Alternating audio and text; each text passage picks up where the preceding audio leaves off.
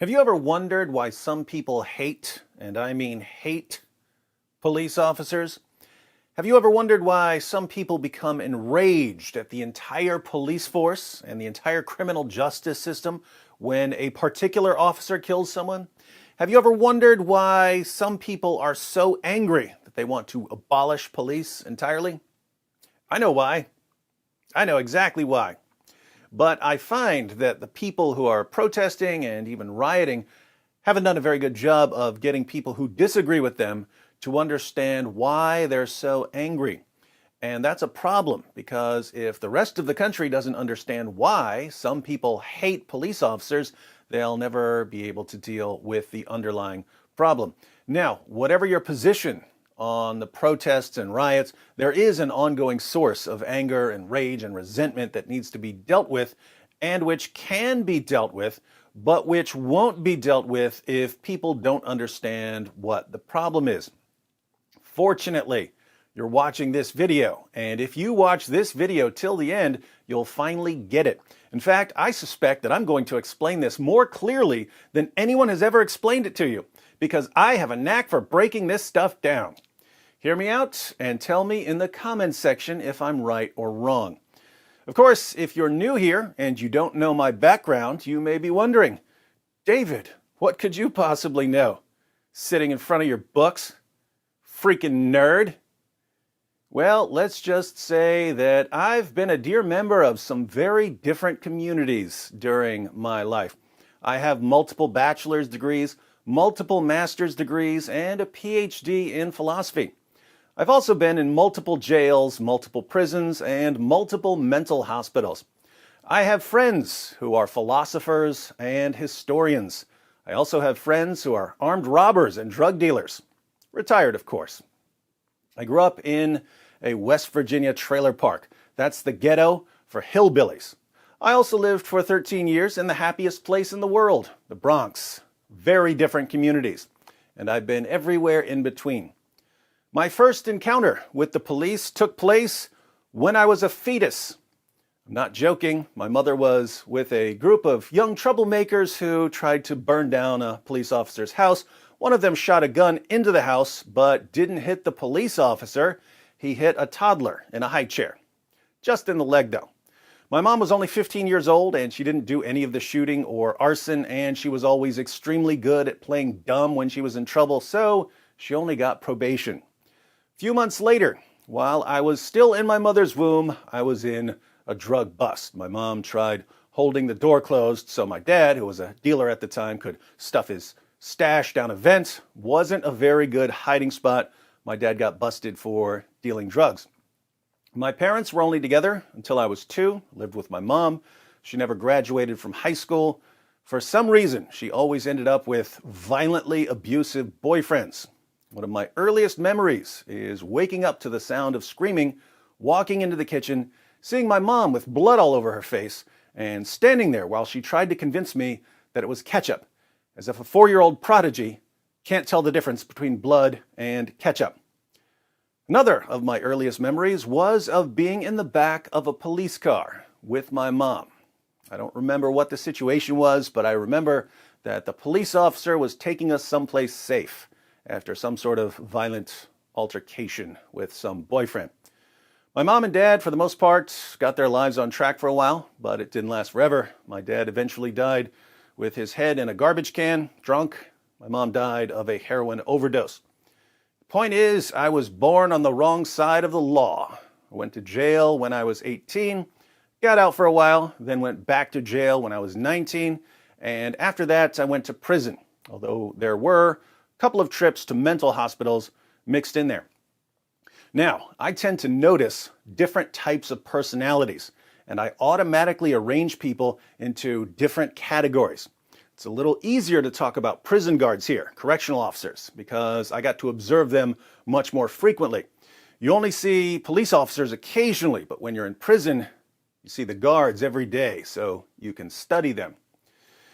Let me tell you about 5 different types of correctional officers. The same categories will apply to police officers. It's just harder to figure out which category a police officer is in because you don't see the police officers as much.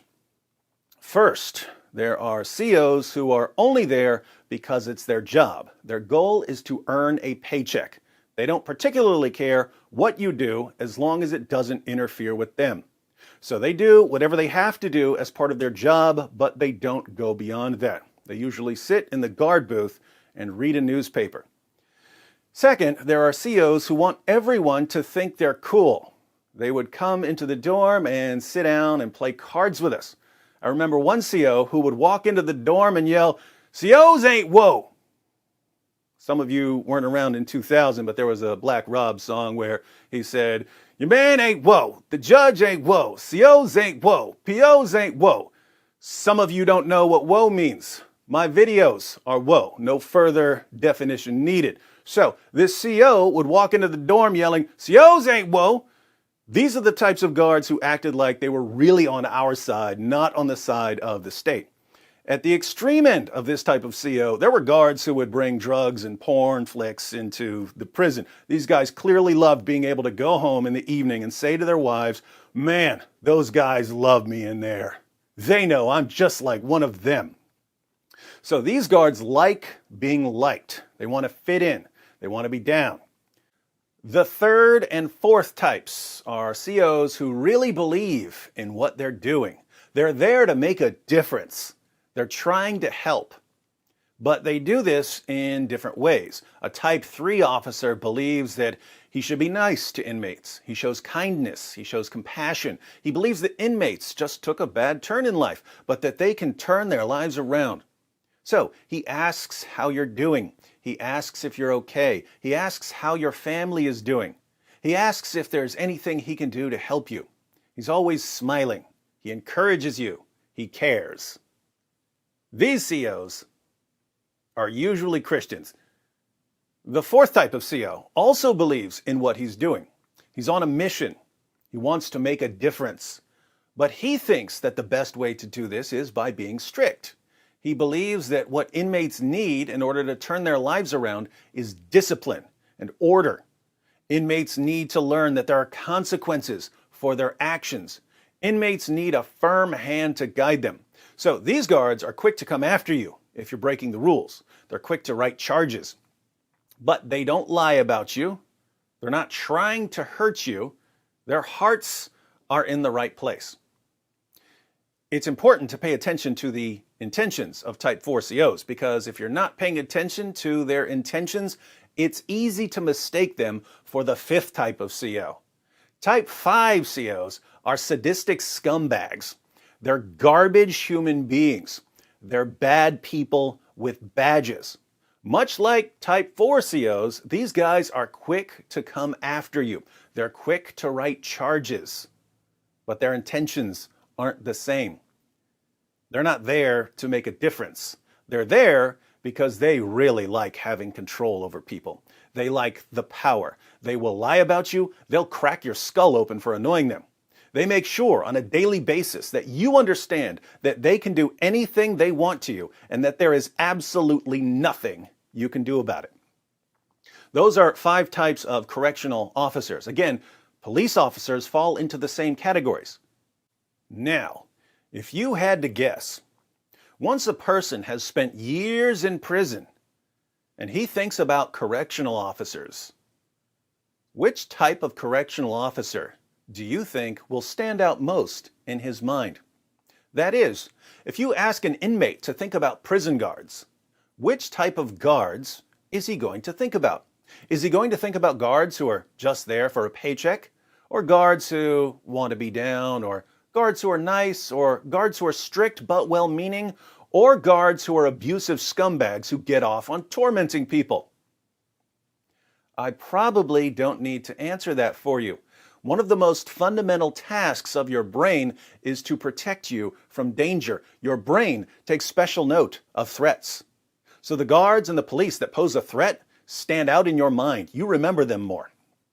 Let me give you a few specific examples of what I mean. I could give many more examples, but I'm going to try to give examples of different kinds of negative encounters with COs and police in completely different situations, completely different locations, and even from different states. I was in jail 19 years old, and I was fasting. I went day after day on nothing but water. I dropped from around 235 pounds down to around 150 pounds.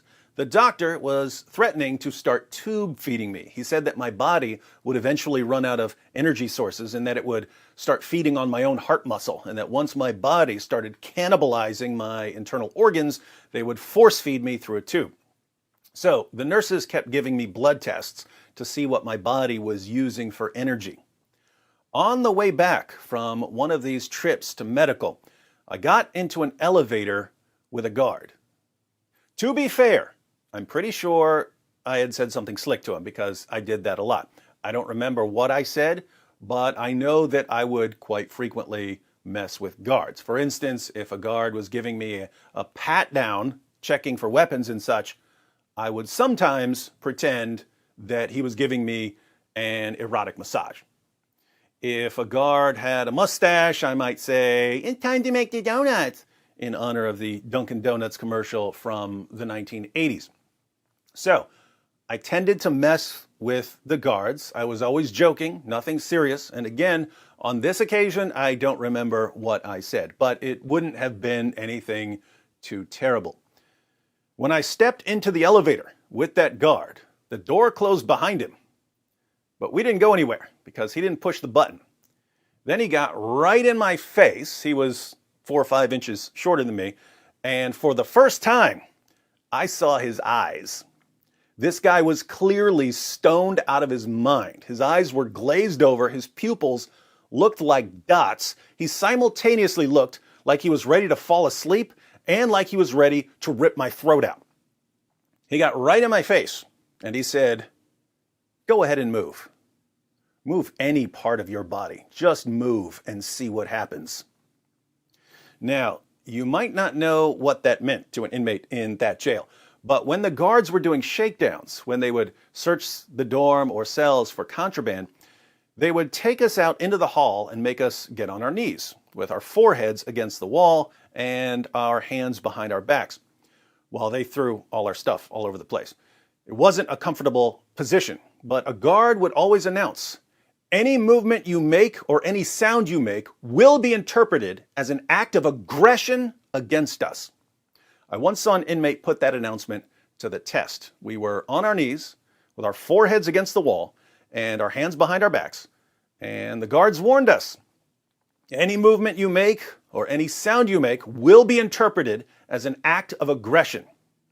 One guy, I used to play chess with him, one guy laughed pretty quietly and shook his head a little. The guards pounced on him. I couldn't look over there because if I had turned my head, it would have been interpreted as an act of aggression. But with my peripheral vision, I could see his dreadlocks flying around as the guards folded this guy up like they were doing origami. Never saw him again. Some of you are thinking, well, they warned him that they would interpret any sound or movement as an act of aggression, but that's not the point. Here's the point.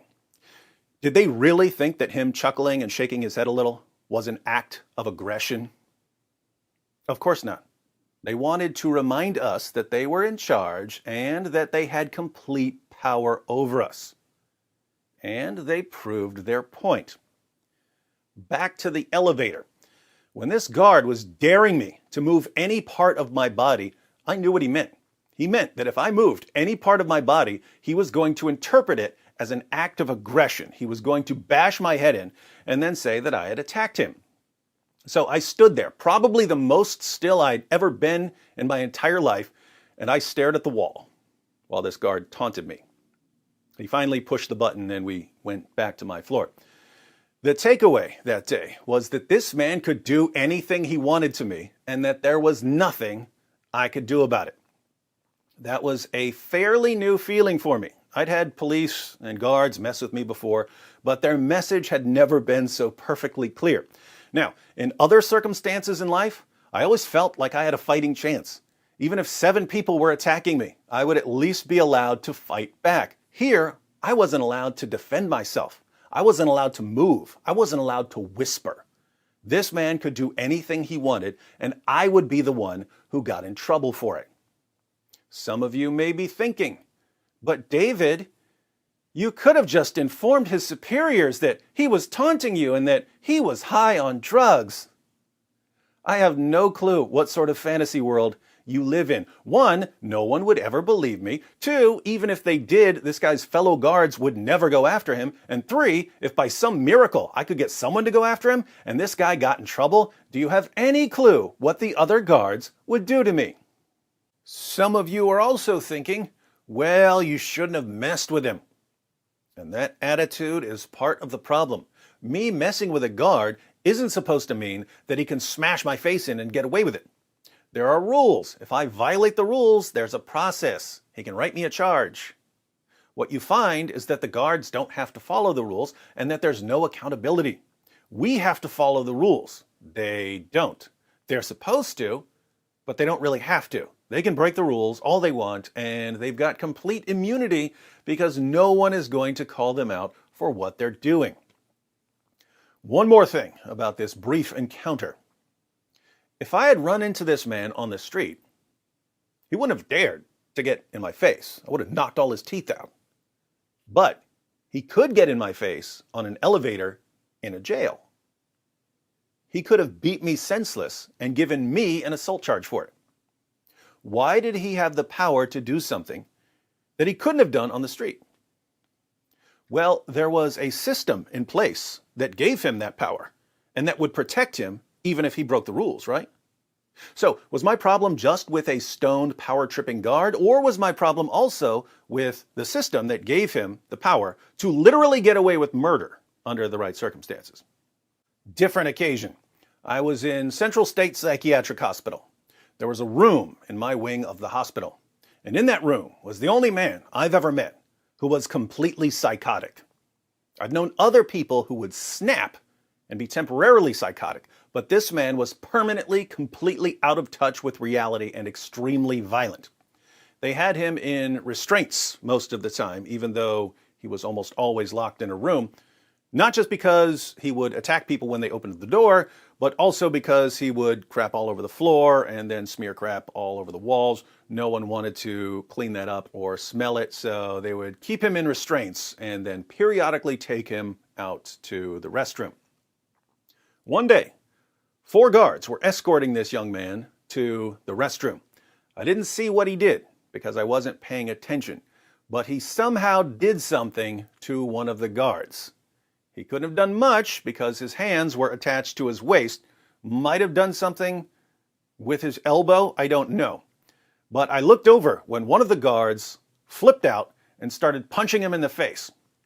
These 4 guards then pinned the guy to the floor. 3 of them held him down while one of them repeatedly punched this guy in the face. He kept punching him until one of the guards said, "Okay, that's enough," and he pulled the other guard off the guy and pushed the guard out of the room. Obviously, you might think that guards shouldn't be punching a man who's clearly out of touch with reality. But that's not the point here. Here's the point. After the guards put this young man back in his cell, I could hear the 3 guards. The other one who punched the guy was gone. The 3 guards were standing there making up a story. The doctors would notice that the patient's face was messed up. So the guards were there putting together a story about how this young man, unfortunately, had to get punched in the face repeatedly as he was fighting the guards. But I was right there. He was pinned to the floor by 3 guards while the other kept punching him in the face. But who gets to correct the guard's story? Mental patients? Of course not. There were some messed up people in that mental hospital. There were people who would be totally normal one minute and fly into a rage the next. Guess what? If you can't deal with that environment in an appropriate way, if you're the sort of person who's going to lose your temper and start punching an insane person in the face, you shouldn't be working there. But when your temperament is exposed, when you show that you can't control your temper, what do the other guards do? They cover for you. What was the message to the guard who pounded on the face of a mental patient? The message was, don't worry too much about getting violent with the patients because the other guards will lie for you. Fast forward several years. By this time, I was a Christian, and I was a much nicer person than I had been before. The place was St. Bride's Correctional Center. The time was about 2 months before my release date. I was in a 32-man dorm. A guard came into the dorm, Officer Lillithorn. My bunkmate, I don't remember his real name, his nickname was Cooney. My bunkmate was sitting on a chair beside my bunk. And when he saw Lillithorn, he said, "Man, this guy hates me. He's always messing with me." So he just sat there. Apparently someone annoyed Officer Lillithorn because he started yelling at everyone, bragging that he could put our dorm on lockdown, telling everyone that he was going to start handing out charges, reminding us that he could do whatever he wanted, blah, blah, blah, blah, blah. And as he turned to walk out of the dorm, he stopped and looked over at Cooney and said, "And I've already got your number." Cooney was sitting right beside me the entire time. He hadn't done anything. A few hours later, some guards came in and took Cooney to the hole. He was charged with surrounding and intimidating an officer. Total nonsense. Now, they have little trials for these charges. You can appear as a witness at someone's trial. But it's generally understood that you don't want to go testify against an officer because if you do, that officer and all his friends are going to come after you. So people don't like to testify against COs. But I was thinking, what are they going to do to me? I wake up and sweep and mop the dorm, I clean the bathroom, then I read for a few hours until I get tired of reading, then I play a couple of games of spades, then I read some more, do some push-ups, I read. What are the guards going to charge me with that would be at all believable? Everyone knows I'm not doing anything.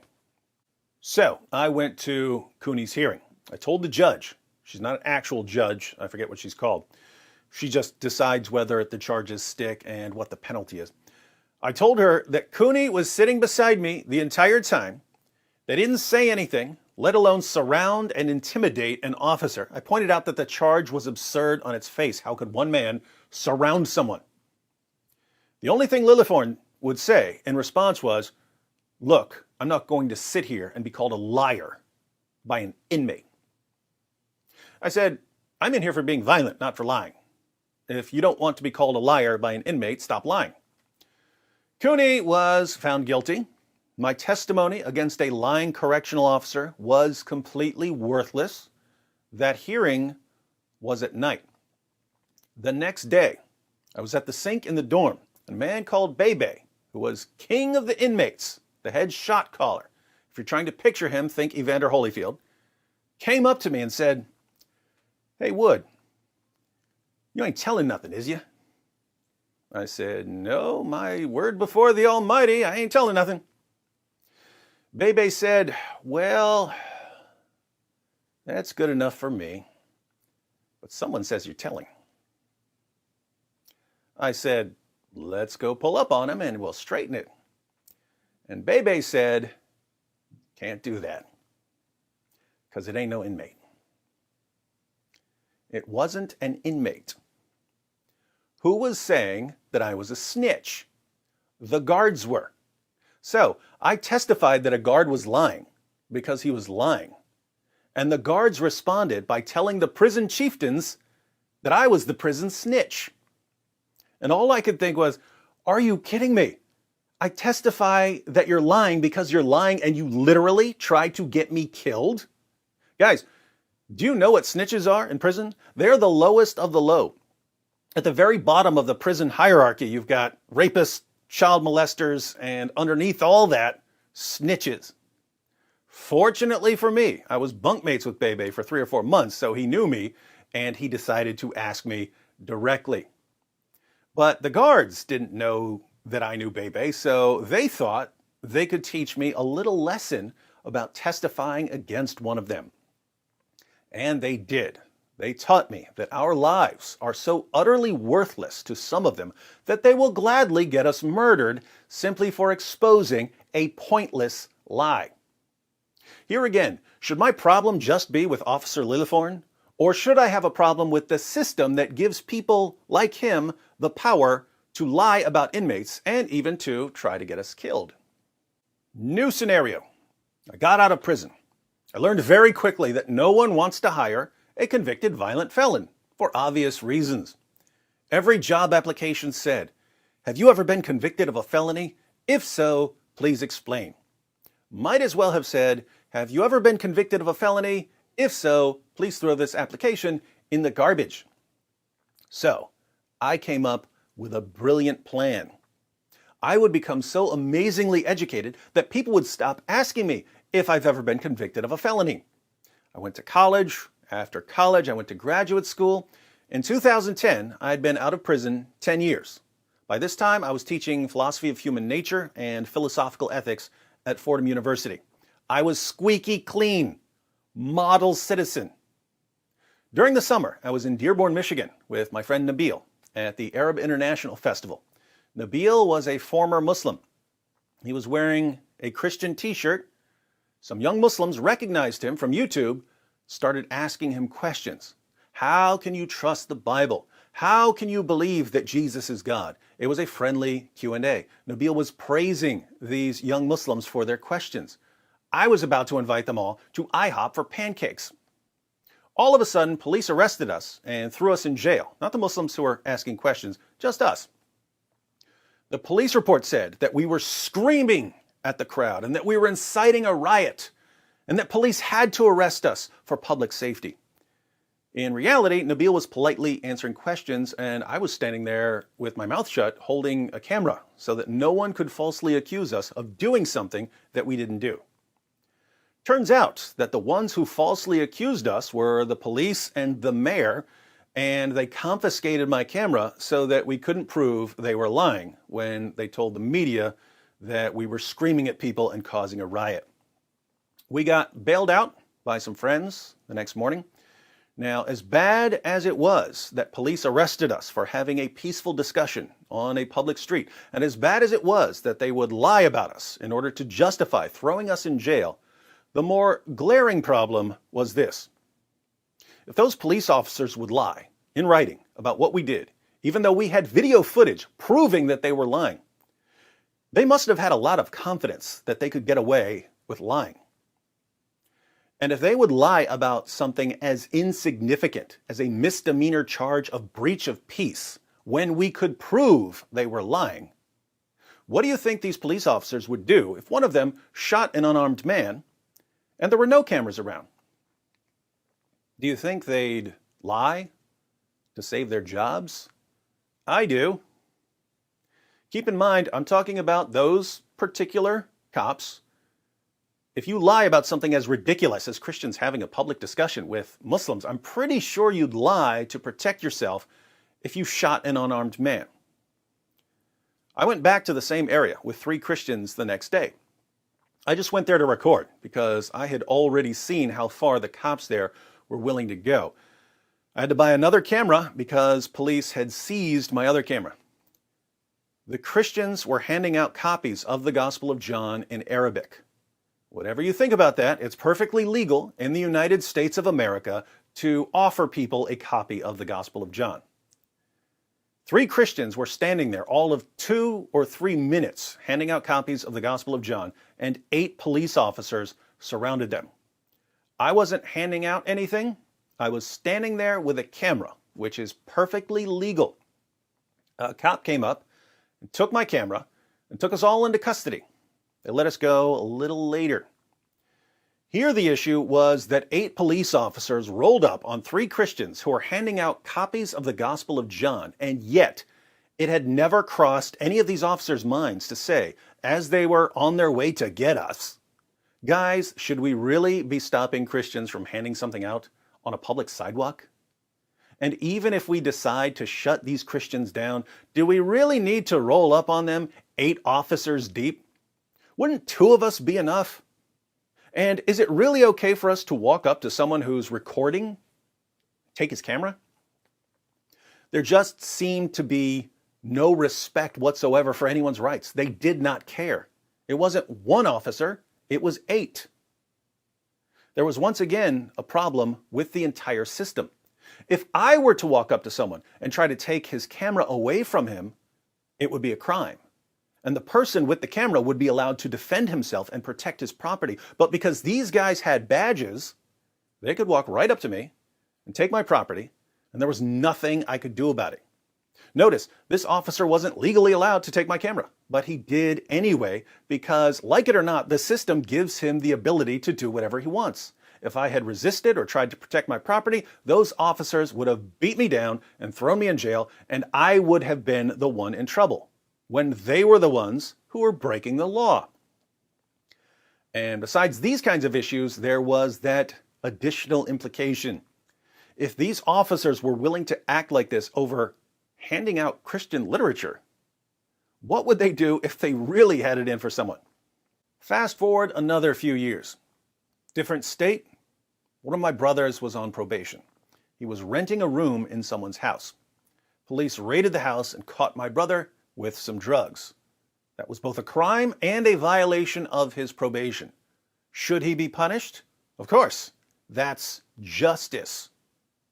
But police also found a number of guns in the house. They were legally owned. They belonged to the owner of the house and were in a locked gun safe. Police told my brother, "You're not allowed to have guns in the house with you. We're charging you with felony gun possession for each firearm." My brother said, "Those aren't mine. They're the owner's guns." The owner of the house said, "He has no access to those guns. They're mine, and they're in my gun safe. He's just renting a room from me." Police said, "Too bad. According to the law, if the guns are in the house with him, he's responsible, so we're charging him with multiple gun felonies." Now, that is indeed the law. He can be charged for a gun in the house he lives in, even if he has nothing to do with the gun, and even if he has no clue that there's a gun there. It's the law.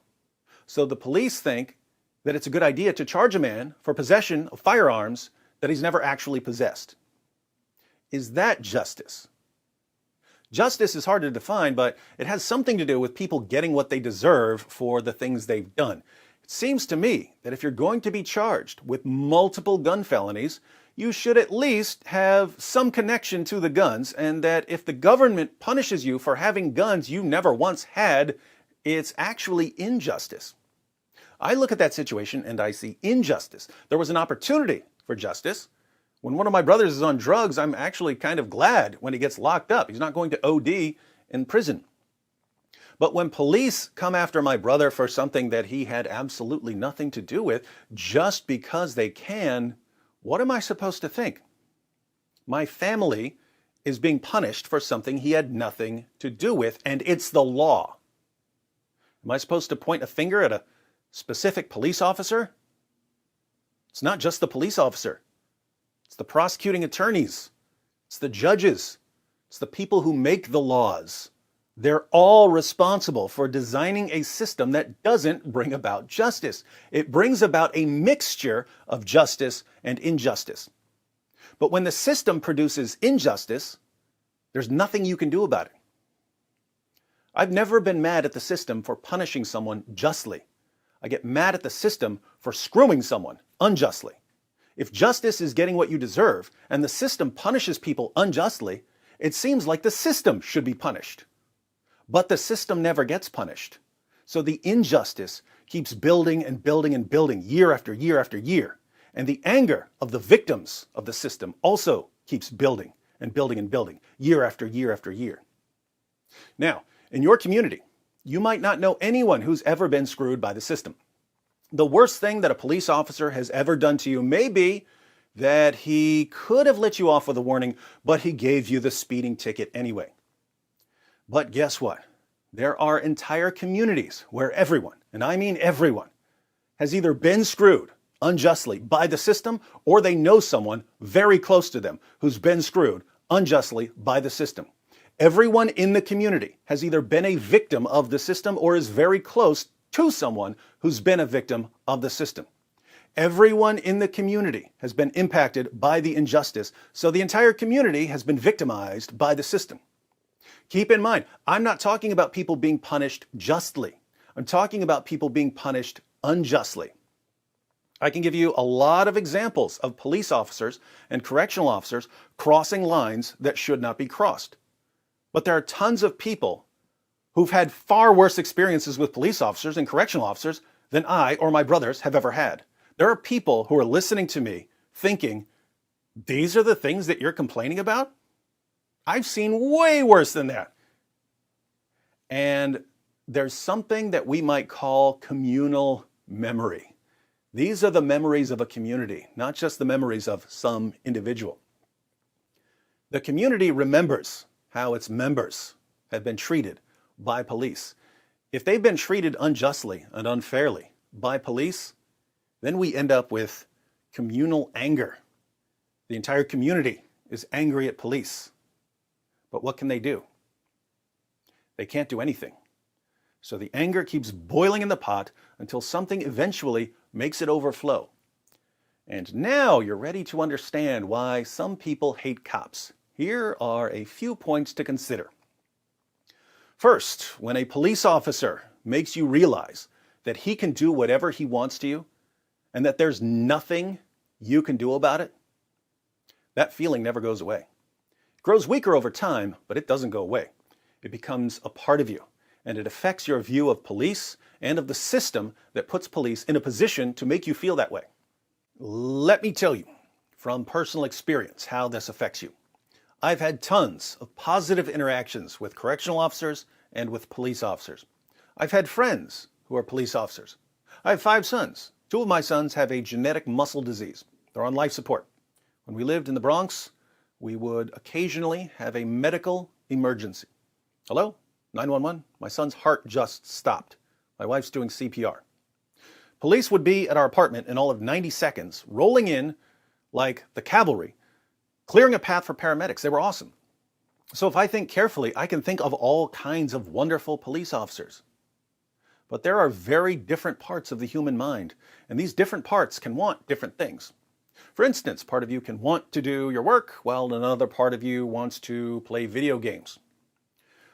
When I hear that police had to flee their own police department in an attempt to calm a violent protest, part of me thinks, that's terrible.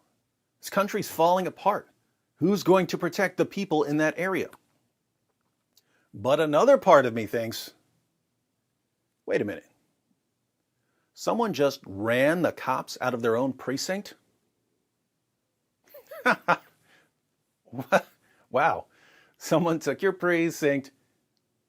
I don't want to think like that. I don't want to think that it's funny. I'm just telling you how these things affect you.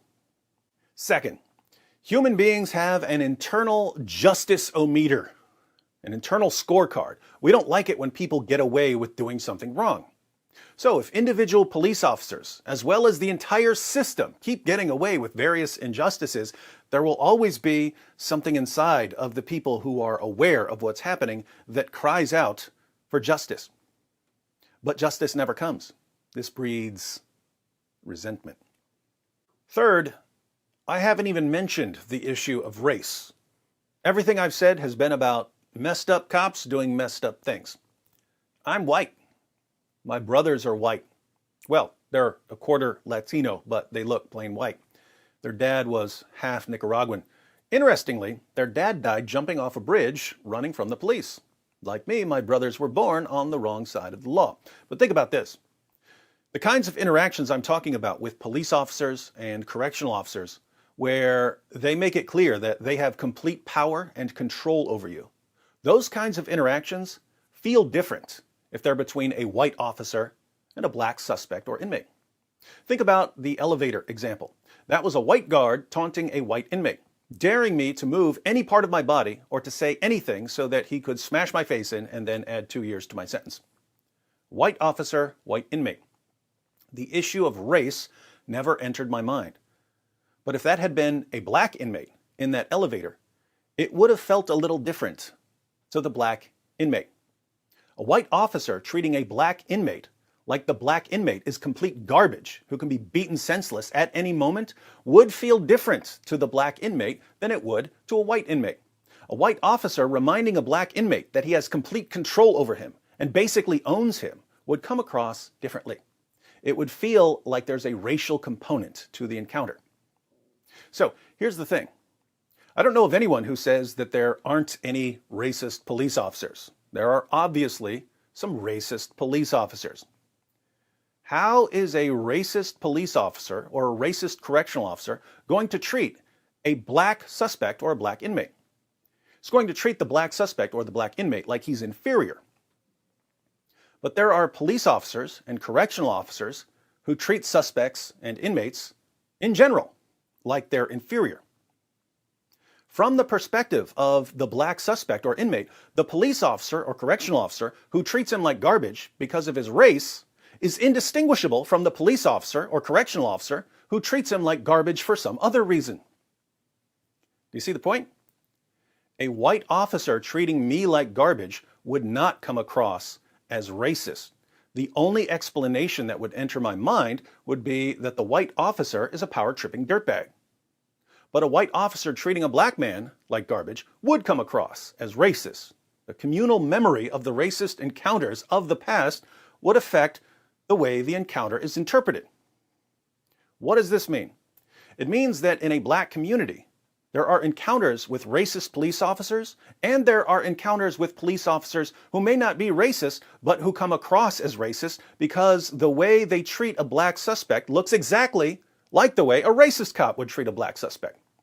So the experience of a black community with police officers ends up being racially charged in a way that the experience of a white community usually isn't. Keep in mind, my point here is separate from the issue of systemic racism. When you hear about systemic racism in the criminal justice system, the claim is that if you're a black man or black woman facing the criminal justice system, you're at a disadvantage. This can refer to all kinds of things. If possession of a drug that's more common in the black community is punished more severely than possession of a drug that's more common in the white community, then the system is already favoring one race over another. Now, I haven't studied the issue of systemic racism, so I'm not going to comment one way or another. I generally don't talk about things that I haven't studied. I'm making the separate point that the black community has to deal with at least some actual racists, but that type 5 police officers who treat people like garbage, are going to come across as racists because they treat black suspects the same way a racist police officer would treat black suspects. So these encounters are going to be racially charged. Fourth, as I noted at the beginning, there are different types of police officers. Some police officers are quite noble. Some police officers will take a bullet for people they don't even know. But when someone in a victimized community thinks about police officers, which type of police officers are they going to think about? The nice police officers who want to make a difference, or the scumbag police officers who took their father or mother or brother or sister or son or daughter or husband or wife away on a bogus charge that seems racially motivated? I told you that when I think of police officers and correctional officers, I tend to think of the worst examples. Again, your brain is designed to protect you from harm. So it takes special note of threats, especially threats to your life, threats to your future, threats to your family, and so on. But in the black community, there's the added dimension of racial tension because the police officers who treat suspects like garbage come across as racist, whether they're racist or not. Those are the police officers that stand out most in the minds of people who've had those experiences. Those are the police officers that the community remembers. The community does not forget them. Fifth, when you're part of a community that views police as the enemy, you start to view police as the enemy. When I got out of prison, I did not like cops. And it wasn't just because of particular bad experiences. I had been in an environment for years where it was us versus them. Police were the enemy. COs were the enemy. That's how it is in prison, and that's how it is in certain communities. There are communities where they view police as the enemy, destroyers of lives, destroyers of families. If you live in one of those communities, it affects you. You grow up thinking of police as the enemy. But your enemy is invincible. There's no way to defeat your enemy because your enemy has all the power. Your enemy can throw you in jail at will. Your enemy can break up your family at will. The prosecuting attorneys and the judges will side with your enemy because they're the enemy too. You are totally powerless and helpless before an invincible foe. Not a good feeling. Sixth, imagine you're in a community that views police as the enemy.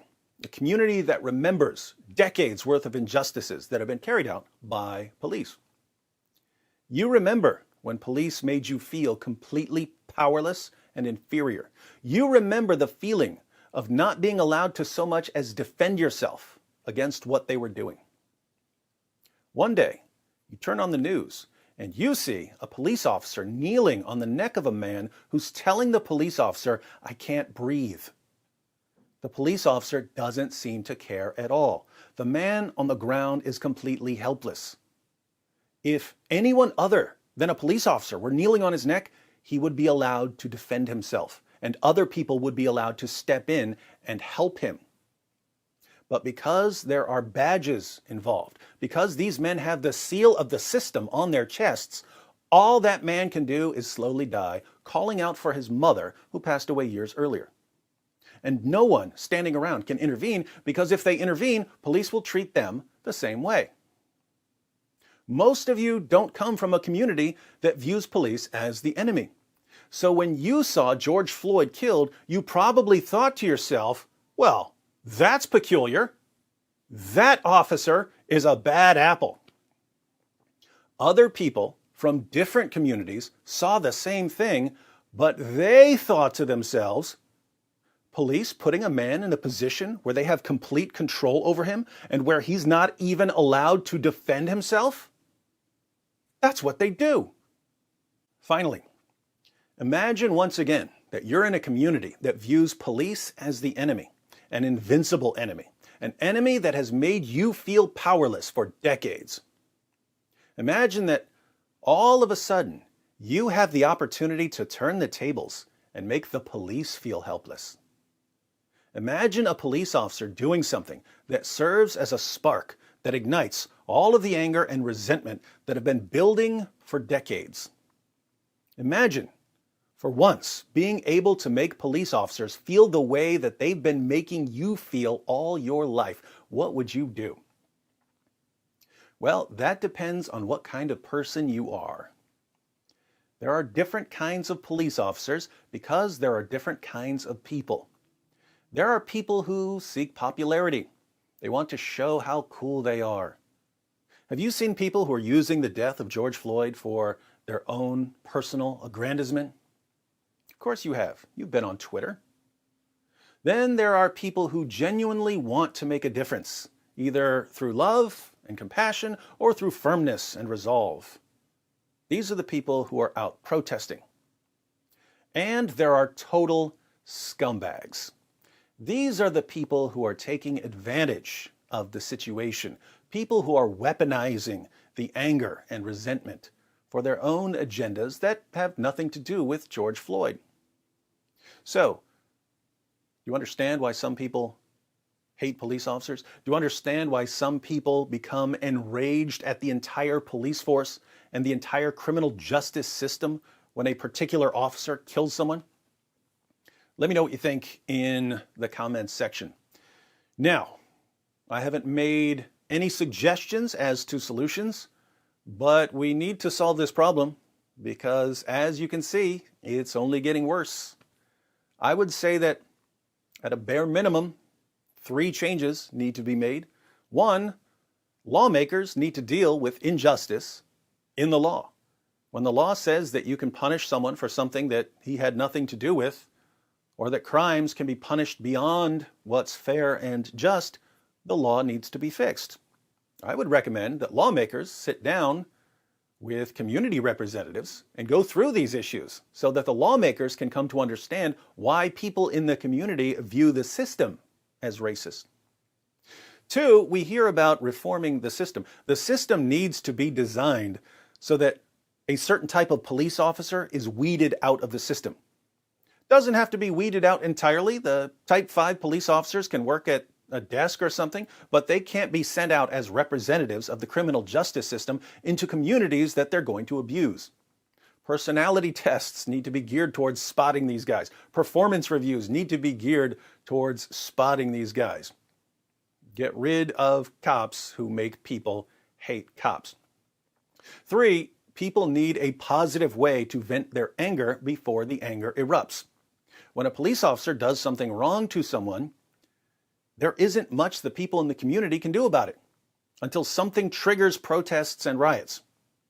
It wouldn't be terribly difficult to come up with some intermediate options. Suppose the chief of police has a monthly meeting with the local community, and that people from the community are welcome to come in and voice their grievances directly to the chief of police, so that if Officer so-and-so curb stomps your brother in front of your entire family, you know that there's a time and a place where you can call out Officer so-and-so for what he did, and that your complaints will be taken seriously. Obviously, the chief of police can't believe every complaint, but over time, he or she will start to notice some patterns with abusive officers. Bottom line, police and the community they police need to start viewing each other as friends rather than enemies, and that's just not going to happen until some changes are made. All right, hats off to you if you watched this all the way through. In fact, let me know in the comments section if you watched the entire video. Not my normal topic, but in case you haven't noticed, this is now affecting everyone. Let's take the power away from abusive police officers, and let's take the power away from people who want to use decades worth of anger and frustration and resentment for their own agendas. There are tyrants lining up on all sides, but this is the United States. Tyrants aren't welcome here.